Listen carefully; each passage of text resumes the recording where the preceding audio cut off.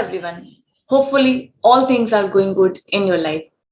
Students, हमें पता है 12th की डेट शीट आ चुकी है, पर हम सबके मन में एक डर है कि पता नहीं एग्जामिनेशन में क्वेश्चन पेपर कैसे आएंगे, क्योंकि फर्स्ट टाइम हमारी सीबीएसई बोर्ड जो है वो ऑब्जेक्टिव पेपर्स हम लोगों से लेने वाली है. स्टूडेंट्स, डोंट वरी, जब हम आपके साथ हैं. I am Ayushi Kanwar, your BST mentor. Yes, मैं आपको पढ़ाऊंगी बीएसटी. एंड यकीन मानिए विद इन 14 डेज हम अपना पूरा सिलेबस कवर करेंगे जो कि हमारा फर्स्ट टर्म में आने वाला है. 14 डेज में हम क्या क्या कवर करेंगे, पहले थोड़ा सा उसका डिस्कस कर लेते हैं, फिर हम चैप्टर 1 से स्टार्ट करेंगे. 14 डेज के अंदर हम अपने 6 के 6 चैप्टर्स कवर करेंगे, जिसपे फर्स्ट पार्ट में से हमारे 5 चैप्टर्स कवर होंगे और सेकंड पार्ट में से हमारा एक चैप्टर दैट इज मार्केटिंग वो कवर होगा. उसके अलावा हम सारी पीपीटीज आपके साथ शेयर करेंगे, सारी स्लाइड्स आपके साथ शेयर करेंगे, आपके डाउट सेशंस लगाएंगे, आपके जूम में लाइव क्लासेस लगाएंगे. इसके अलावा आपके साथ क्वेश्चन पेपर को भी शेयर करके डिस्कस करेंगे, ताकि आपके अंदर एक कॉन्फिडेंट लेवल बिल्डअप हो जाए और आप एग्जाम देने से पहले डरे नहीं. स्टूडेंट्स, ये कोई नई बात नहीं है सिर्फ आपके लिए, क्योंकि जितने भी बच्चे हैं उन सबके लिए पहली बार ऐसा होगा कि हमारा पेपर ऑब्जेक्टिव आएगा. बस हमें अपने कॉन्सेप्ट पे ध्यान रखना है कि हम अपने सारे कॉन्सेप्ट्स क्लियर करके प्रैक्टिस पेपर की प्रैक्टिसेस करके एग्जामिनेशन हॉल में जाएंगे, ताकि जो हमारा और आपका दोनों का टारगेट है हम उसको अचीव कर सकें. और हमारा टारगेट क्या है? 40 आउट ऑफ 40 मार्क्स लेना. और यकीन मानिए अगर हम इसी तरीके से स्टडी करेंगे तो आपके मार्क्स कोई भी नहीं काट सकता. So let's begin with our first chapter, that is nature and significance of management. सबसे पहले अगर हम बात करें फर्स्ट चैप्टर की, तो इसको स्टार्ट करने से पहले हम ये समझते हैं कि मैनेजमेंट है क्या. बेसिकली हम लोगों ने आज तक ये देखा है कि मैनेजमेंट का मतलब होता है चीजों को मैनेज करके चलना. सो इसे मैनेजमेंट कहते हैं. यस, इसे ही मैनेजमेंट कहते हैं. लेकिन अगर हम बिजनेस स्टडी की टर्म में बात करें तो मैनेजमेंट का मतलब होता है art of getting things done through others. यानी जब भी हम लोग एक आर्ट के तरीके से अपनी चीजों को दूसरों के साथ मिलकर या दूसरों से डन करवाएंगे, उसे हम मैनेजमेंट कहेंगे.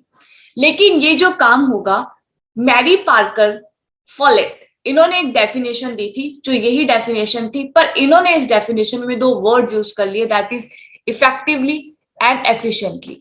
यानी अगर हम इनके अकॉर्डिंग चले तो ये मैनेजमेंट ही है कि जब हम दूसरों से काम करवा लेते हैं, लेकिन इसको करने के लिए हम लोगों को इफेक्टिवली और एफिशिएंटली वर्क करना पड़ेगा. Now what do you mean by these 2 words? In 2 word से क्वेश्चंस आते हैं. हम बीच बीच में ये भी डिस्कस करेंगे कौन से वर्ड्स हमारे लिए इंपॉर्टेंट है, कहाँ पे क्वेश्चन पेपर में ज्यादा पोर्शन हमारा जो है वो आने के चांसेस हैं, ताकि हम लोगों के और इजीली कॉन्सेप्ट्स क्लियर हो जाए. तो अगर हम बात करें इफेक्टिवली और एफिशिएंटली की, तो एक छोटी सी ट्रिक यूज करते हैं. जैसे इफेक्टिवली, जब हम इफेक्टिवली प्रोनाउंस करेंगे तो टी पे बहुत जोर आता है. यानी जब हमारा जो भी काम है वो टाइम खत्म होगा. कैसे खत्म होगा? ऑन टाइम फिनिश होगा, उसे बोलते हैं effectively. Then what is efficiently? जब हमारा कोई भी काम सी पे जोर आ रहा है, यानी ऑन मिनिमम कॉस्ट खत्म होगा, plus with maximum utilisation of resources होगा, तो उसे हम एफिशिएंटली बोलेंगे. यानी मैरी पार्कर फॉलेट के हिसाब से मैनेजमेंट जो हमने सोचा था वही है, लेकिन साथ में उन्होंने 2 चीजें और ऐड कर ली, that is effectively and efficiently. Whereas effectively stands for on time and efficiently stands for at minimum cost with maximum utilization of resources. This is known as management definition.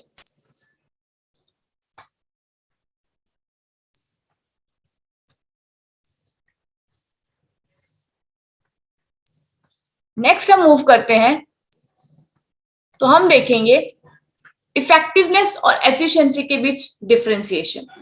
हम लोग already clear कर चुके हैं कि effectiveness किसे कहते हैं और एफिशिएंसी किसे कहते हैं, पर एक बार बुक की लैंग्वेज में भी क्लियर कर लेते हैं. इफेक्टिवनेस का मतलब होता है टास्क जो है हमारा, जो भी हमारा गोल है, जो भी हमारा ऑब्जेक्टिव है, उसको कंप्लीट करना टाइम पर. जबकि एफिशिएंसी का मतलब होता है मिनिमम कॉस्ट पे और करेक्टली टाइम से काम को खत्म करना एफिशिएंसी के लिए स्टैंड करता है।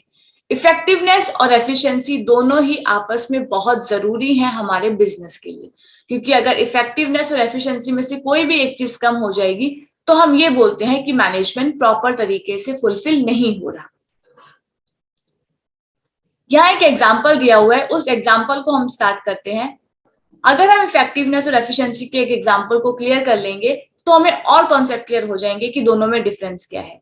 जैसे इन्होंने बोला कि एक कंपनी है, उस कंपनी ने टारगेट दे रखा था कितने प्रोडक्शंस का, 5000 यूनिट्स के प्रोडक्शन का इन अ ईयर, यानी एक साल में हम लोग को 5000 यूनिट्स को प्रोड्यूस करना था। इस टारगेट को अचीव करने के लिए जो हमारे मैनेजर्स थे उन्होंने क्या करा, एम्प्लॉयज को डबल शिफ्ट पे लगा दिया। अब जब हम एम्प्लॉयज को डबल शिफ्ट पर लगाएंगे तो ऑब्वियसली उनको सैलरी भी हाई पे करनी पड़ेगी, जिसकी वजह से जो रिजल्ट हुआ वो क्या हुआ कि प्रोडक्शन कॉस्ट हमारी हाई हो गई।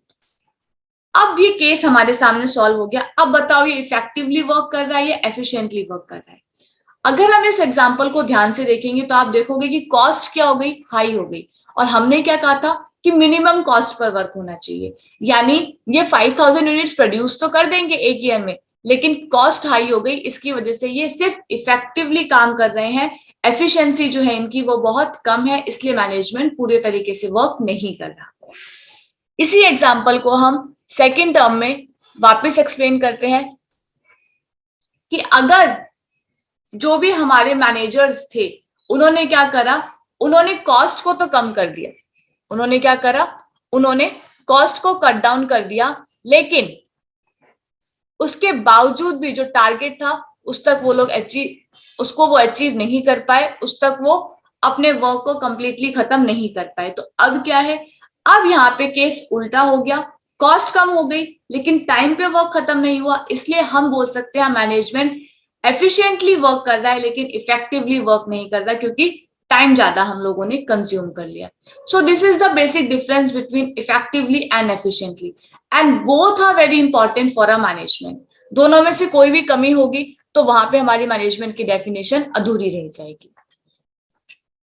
नेक्स्ट अगर हम बात करें तो हम एक छोटा सा फॉर्मेट देख लेते हैं, that is characteristics of management, कि मैनेजमेंट की कैरेक्टरिस्टिक्स क्या होती हैं और कैसे होती हैं। First is it is pervasive, second is it's goal oriented, third dynamic function, fourth multi dimensional, fifth continuous process, sixth intangible force, seventh group activity. यानी ये सारी की सारी मैनेजमेंट की कैरेक्टरिस्टिक्स है जो ये बताती है कि मैनेजमेंट होता कैसे है। अब सबसे पहले हम इसको लर्न करने की ट्रिक देखते हैं, ताकि हम लोगों को जैसे ये लर्न हो जाएंगी तो हम उसको इजीली अंडरस्टैंड भी कर लेंगे। Pervasive, goal oriented, dynamic, multi dimensional, continuous, intangible, and group activity. Now make an acronym from these first alphabet of the characteristics, like PGDM, CIG. Management की कैरेक्टरिस्टिक्स PGDM, CIG से मिलती है। It's just a trick. अगर आपको ऐसे learn होता है very good, नहीं हो पाता जिन बच्चों को लर्न या कंफ्यूज हो जाते हैं या भूल जाते हैं, उनके लिए शॉर्ट से ट्रिक बन गई कि मैनेजमेंट की कैरेक्टरिस्टिक्स कहां मिलती है, PGDM, CIG में मिलती है।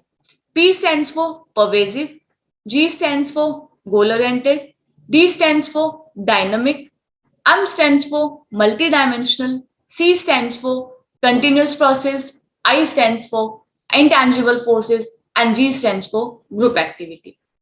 सबसे पहले हम देखते हैं pervasive. What do you mean by pervasive?